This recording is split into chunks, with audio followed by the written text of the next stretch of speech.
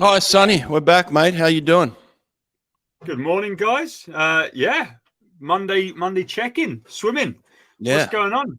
Mate, I'm live from the office in Boston. This is the offices of Any Question right here. If anyone was interested, this is where I come to work now. Living in Boston and report into work every Monday morning now. So it's a big Monday for me. We usually have big Mondays. We usually have our staff meetings sometime around 10 o'clock on Monday. So everyone will be coming in soon. So I got in early today. It's 8 o'clock in the morning here in Boston. What time is it for you?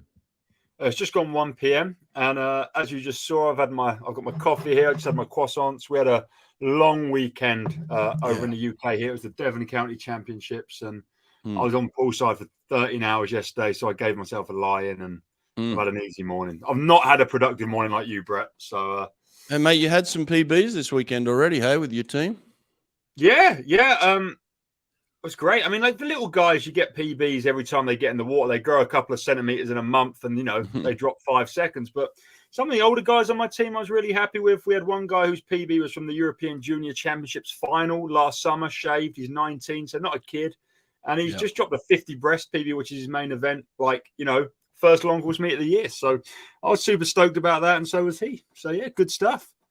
Cool, mate. Well, listen, we had a lot of action actually around the world. There was some NCAA action. There was some action in Australia, some Europe stuff. So, a lot of swimming going on. We can chat about it. I did want to say up front, something cool kind of dropped over the weekend or just before the weekend. We kind of released a agreement and partnership with ASCA. This is coming from Nate himself, the man.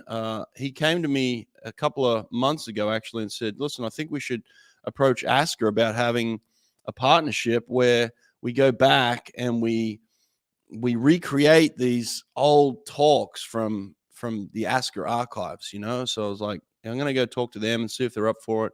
Kudos to them. ASCA, jumped on board here. They were all about it. And I think it's a fantastic partnership here with ASCA. And the first release came out this weekend where we released Doc Councilman. I think the talk itself was fairly short, somewhere around 15 minutes, but it was brilliant. And Nate used this AI to kind of go through and recreate this Doc Councilman talk, and so definitely get on it, check it out. I think right now it's easily found on Apple podcast, where you can find our podcast, Inside with Brett Hawk.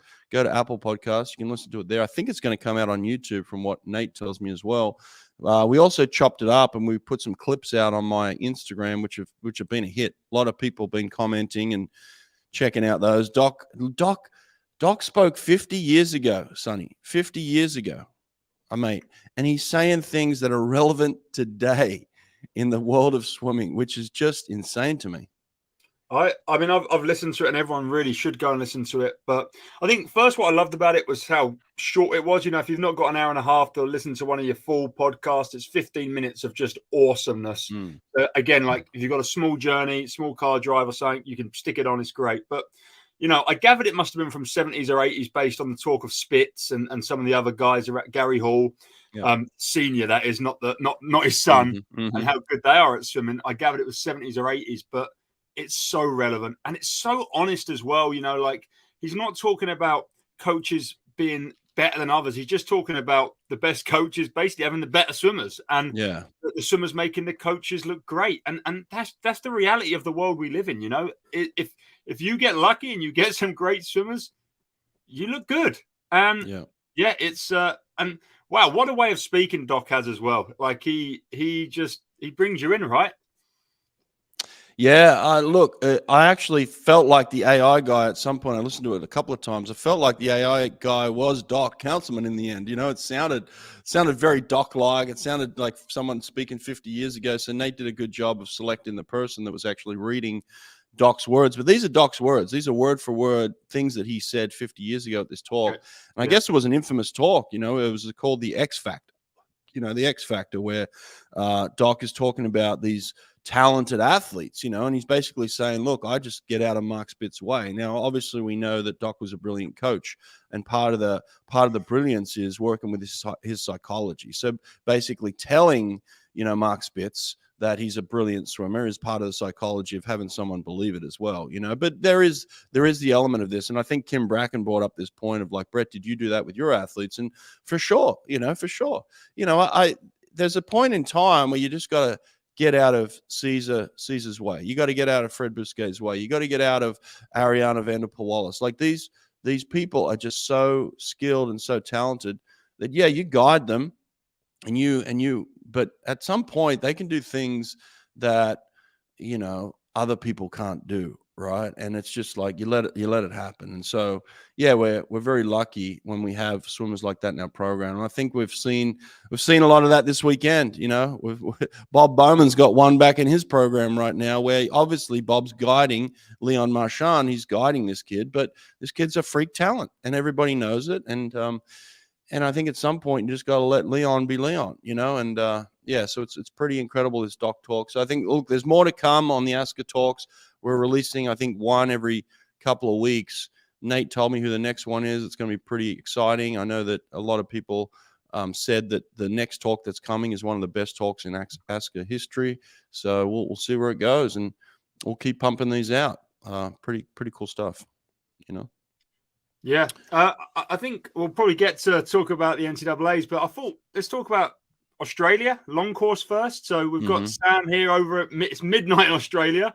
So cheers for tuning in, Sam. You can go to sleep listening to me and Brett chat. What a dream, hey?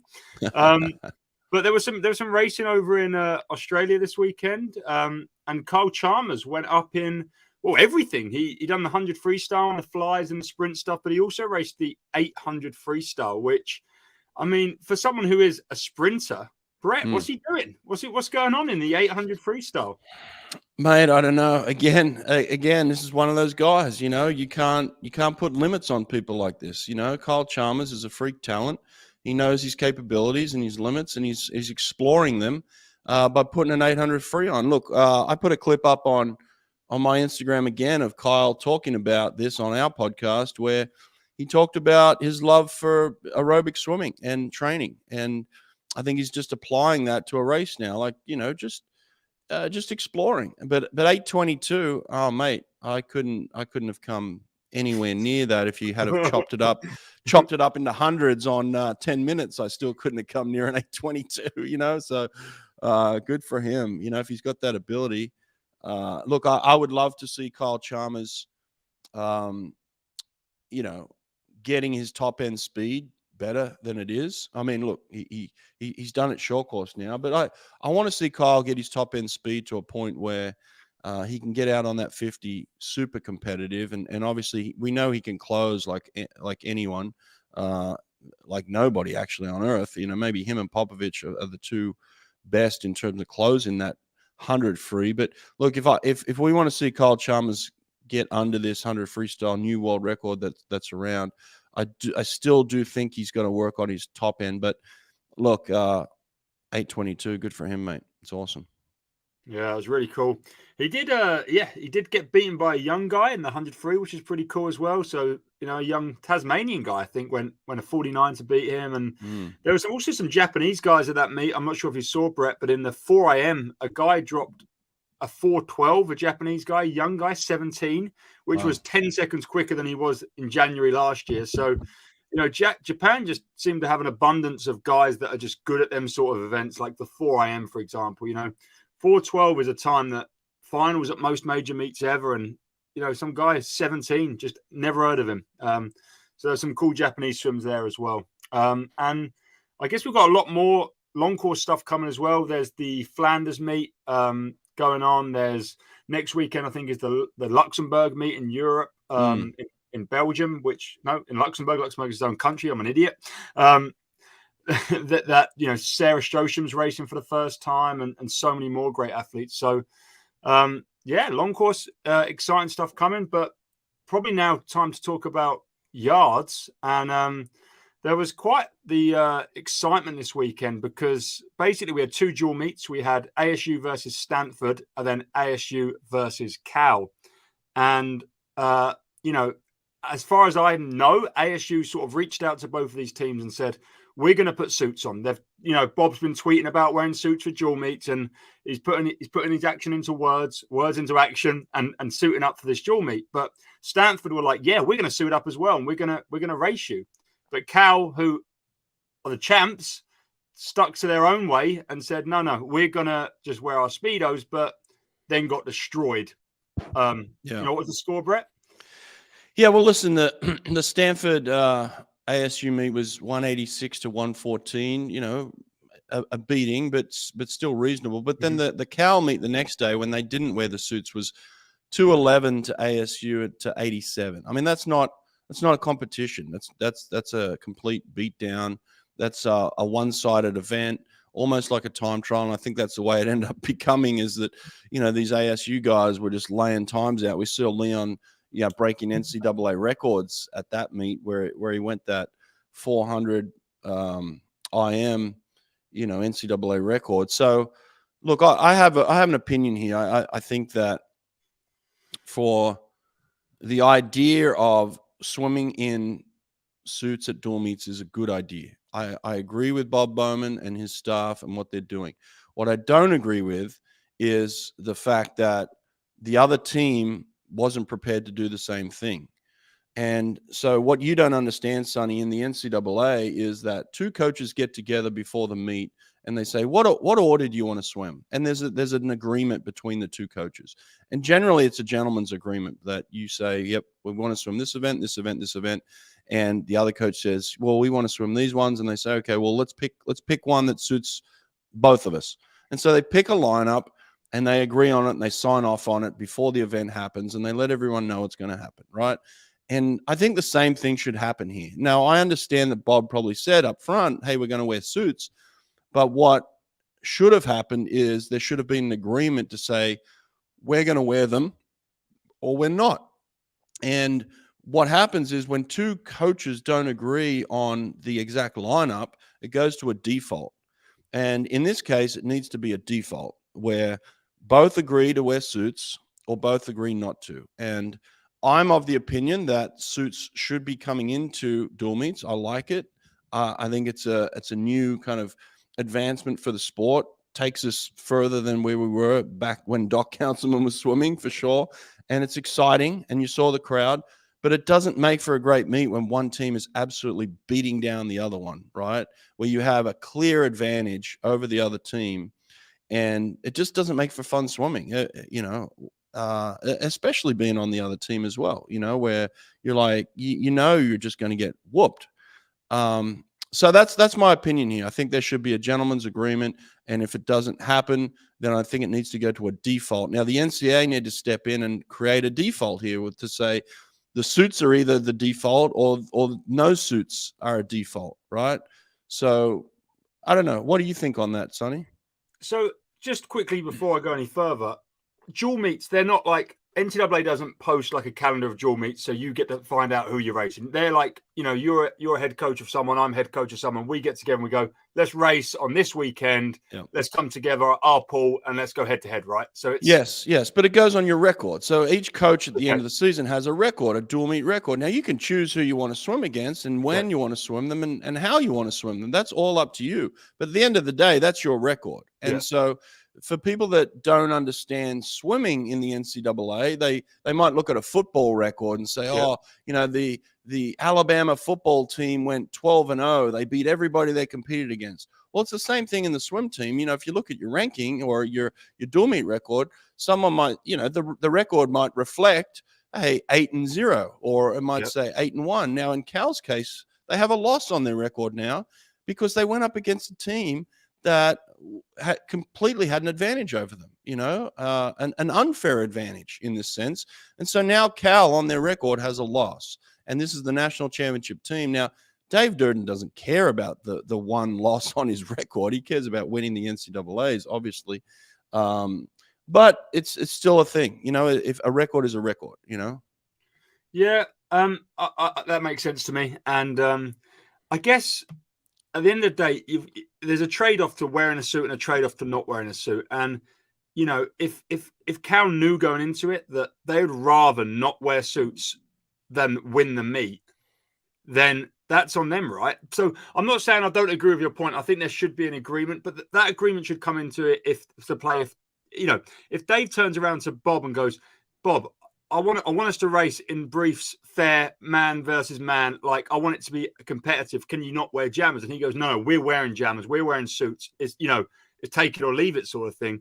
That's different to if Dave's just like, okay, guys, they're going to wear suits to try and beat us. That's what it's going to take. And now when we get to NCAAs, we're going to crush them because we get suits, and it's going to be a different ball game. So, like, Dave still turns up to the meet knowing that that's going to happen. Mm-hmm. And based on how they're swimming, let's be honest, ASU would have still won that dual meet in briefs, and ASU would have still won that meet with Cal wearing suits. Like, I've seen the times, there's not that much difference. Like, Leon wins the 200 breast by 6 seconds. He's winning it in a brief. He's winning it in a drag suit. A drag suit versus a tech suit on a 2 breast is not 6 seconds difference. It just isn't. He could have taken his cap off before the race, so ASU are in a different place in training than Cal, and that's Cal's way. Cal work hard.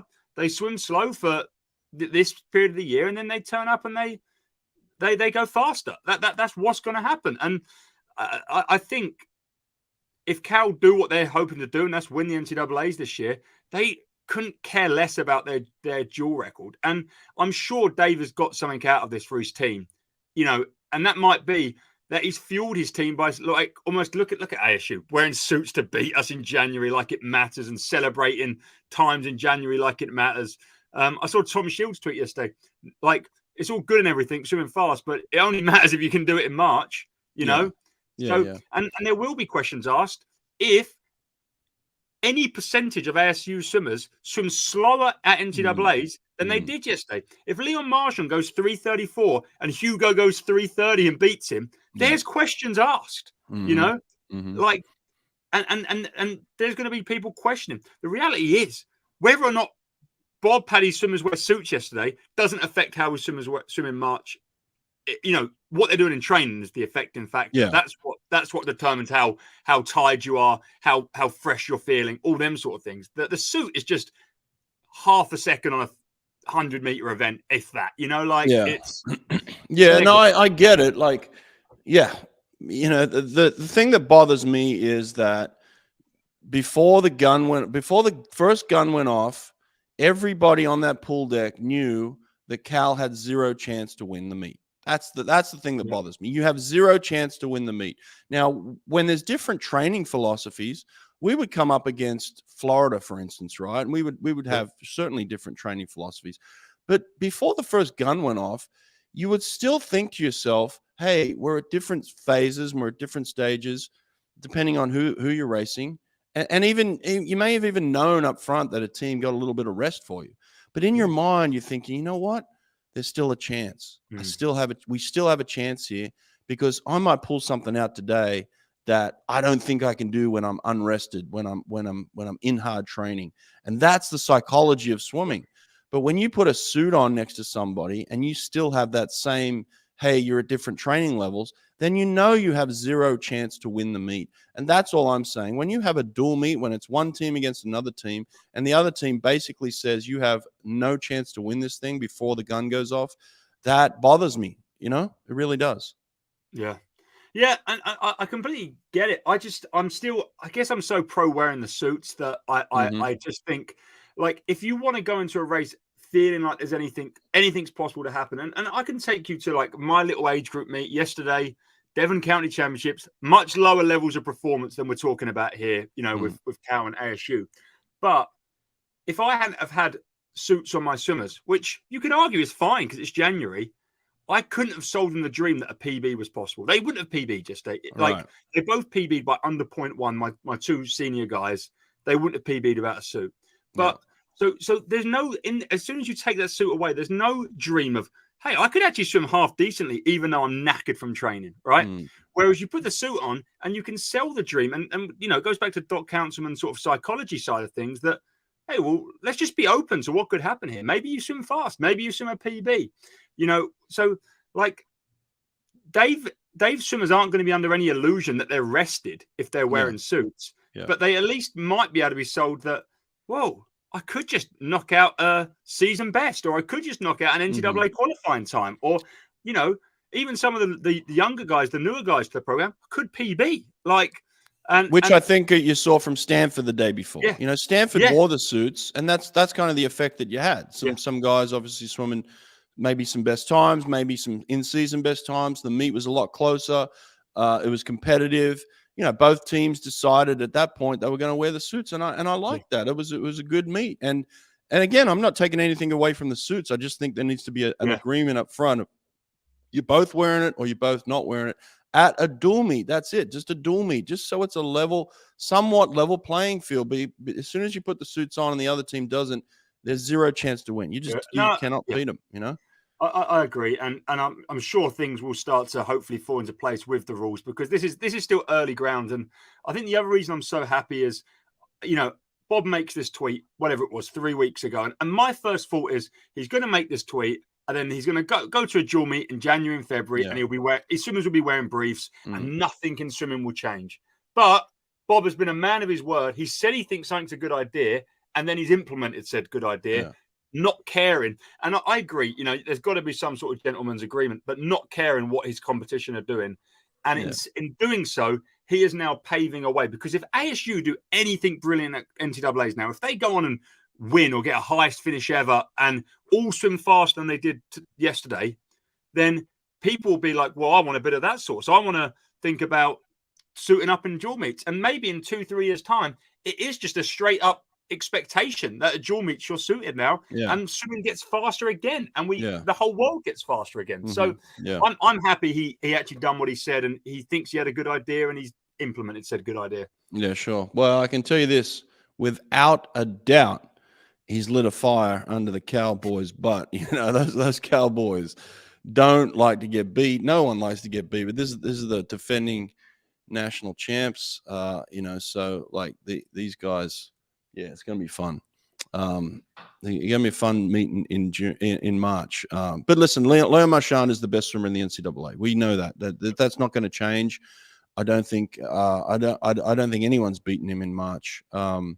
So yeah, it's going to be fun to see him really bust out. I think he's going under that what was it? 3:30. Yeah, 4:30. 3:30. No, it's 3:30, right? Yeah, 3:30. Yeah. So 3:30. He's going under that. So it's early in the morning. I haven't had my coffee yet. Okay, forgive me, everybody. Marchand is going under that mark. He did it at a dual meet and an outdoor pool in the middle of January, and we already know that. Look, he's potentially one of the best swimmers in the world right now. So Marchand is definitely going under that record again. There's no doubt about that. That's happening. So, where else are we going here? What else happened?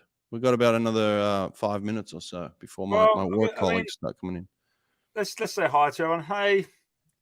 Hey, Andrew. Someone said, "Are you American?" No, I'm British. I'm British. Australian. Well, I'm American. I do have an American passport. I did swear the oath of allegiance. If they wanted me to go fight, I probably would have to go fight for America. So yeah, I'm American, but I live here. But I am born in Australia, represented Australia at a couple of Olympics. So I don't know. I'm somewhere in the middle there. We're going to do 5 minutes of comments now. So if you've got comments, ask us. We'll answer them. Luxembourg is a Belgian province, so I'm not that stupid. Did any of you follow the Flanders Cup in any capacity? I didn't watch any of it. I saw Arno go 26.950 breast, which is really quick. I saw some Belgian kid win a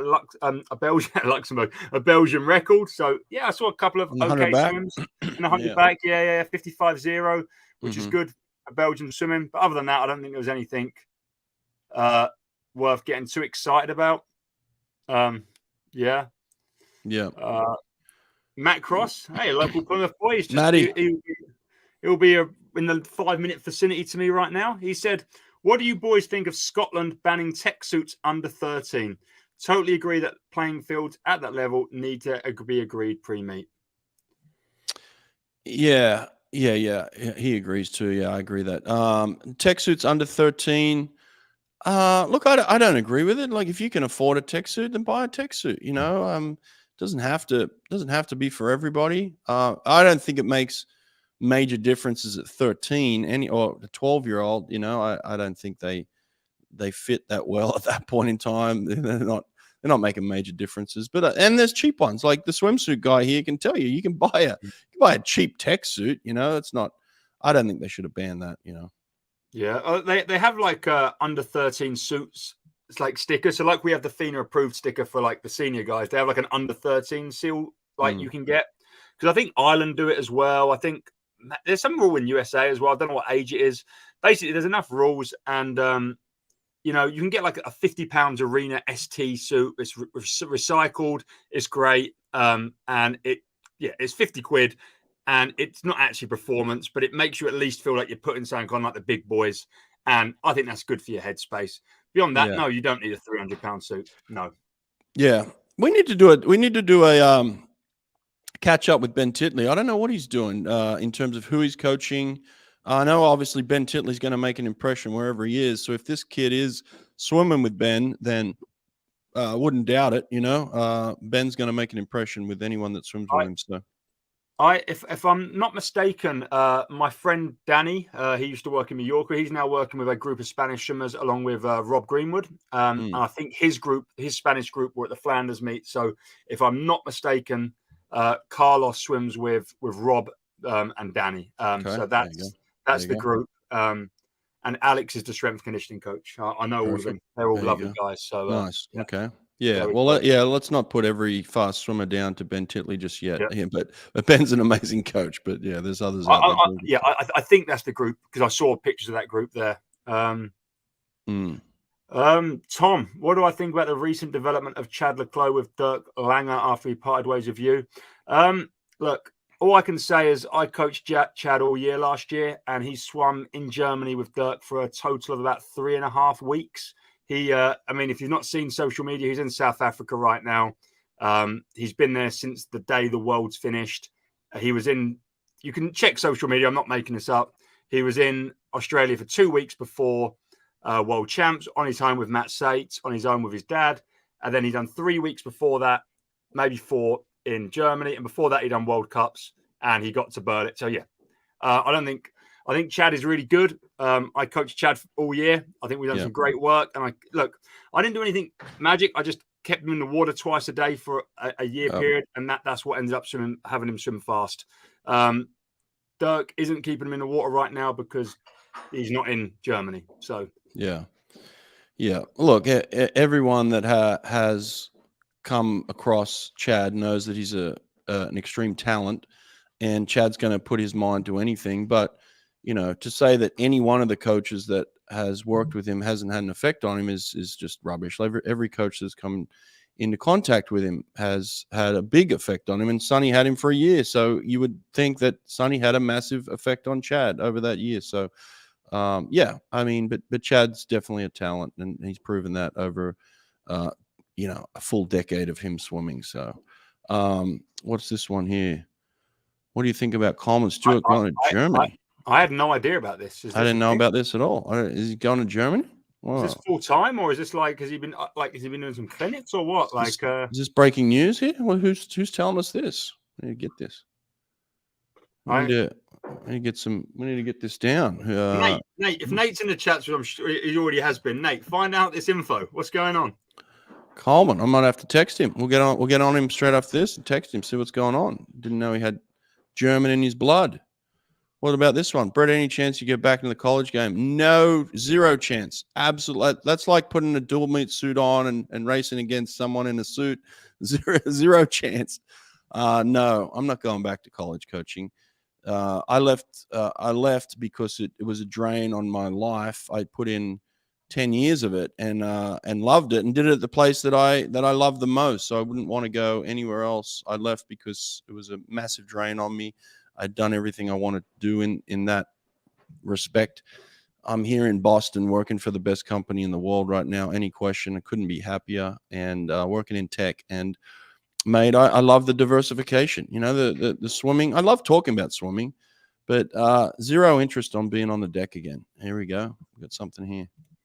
So I'm just translating this article so we can actually see what it says. But it seems to talk about maybe Coleman is competing under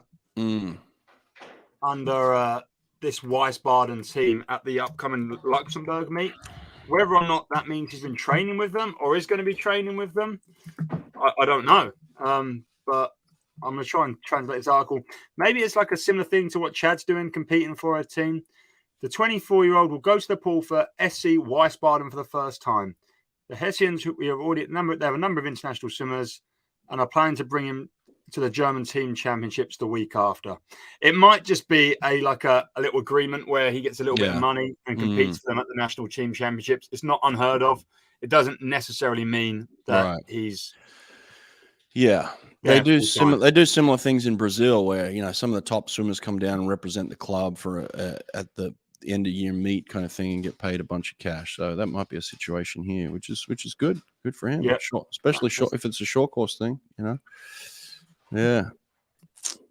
Look who's back in the comments again. Yeah, there's a new glasses. Yeah, I'm copying Dad here. I thought Dad looked good. So I'm sure Dad's on a beach in India. Is he in India right now? He's there for 2 months. He just got India for 2 months. God love him, mate. He gets around. That's awesome. That's great. Yeah, there we go. They pay their swimmers. Bundesliga. They pay swimmers to swim for them. Well, there we go. Reese, cheers for the insight. And yeah, perfect. There we go. All right, listen, I got work colleagues coming in, and I'm intruding on them right now. So this has been a good little catch up. I think we made our points on some of these things. The ASCA Partnership is out. It's going to be fun. I'll tell you what I got coming up. Tomorrow, we got a podcast coming out with Louise Hansen, catching up with her over in England. She's in England right now, training. Out there with you, Sonny. So she's doing a great job. Had a great chat with her. Kind of broke it down. Had a really good talk with very famous journalist over here by the name of Pat Forty. His daughter Brooke was on the U.S. Olympic team in 21, and had a chat with him about the state of swimming, and we got into a bunch of really interesting topics, including Leah Thomas and some other interesting topics. We talked about branding in swimming, how swimmers can brand, increase their brand value and things like this. So really good talk coming out with him. But Louise Hansen is the next one up and running. And then I will say, I'll give you a little preview here. I did talk to the main character, the real life main character of the man who was in Black Hawk Down, but the man that was actually in Mogadishu on the ground fighting. So we did a podcast with Matt Eversman, and we talked about many different topics, but that's a great one coming out. It's swimming related. We related his life and his story to swimming, but Matt Eversman has an incredible story to share about Black Hawk Down. So we did that. So yeah, I got some fun things coming out, mate. What about you, Sonny? Anything coming up? I've got 2 vlogs coming out this week, so stay tuned for them vlogs. One of them, I'm looking at how much difference drag socks make, and we're gonna time every 25 with different pieces of equipment and see. Yeah, it's a bit of fun. But there you go. There's YouTube videos coming on my channel, so check them out. And Petra says we should do this more often. Well, we do it every single Monday. This is week 3 or 4 already, right? I think we're up to week 4 now. So we've been going for a little while now. We'll be doing this every Monday, whether it's me every single Monday or Sonny every Monday. We'll be doing this show every Monday. Someone will be on it. It might even be Nate. Nate's in the comments right now listening, but Nate might be on this thing. So depending on schedules and things like that, but this show will go off every Monday, and it's just us rambling, talking about swimming, having a little bit of fun, getting in the comments section, letting you guys have a chat too. We might even, maybe next week we'll pull one of you lucky participants in. We might put a link up in the comments section next week and pull a couple of people in from around the world. How about that? I always enjoy that. That's fun. Let's do that. Yeah, let's get some viewers in next week. 8 a.m. Come US in. Time, 1 p.m. British time. Yep. We bring you guys in. Yep, bringing you in. All right. Thanks, mate. Take care. Cheers, guys. Cheers, Bye. everyone.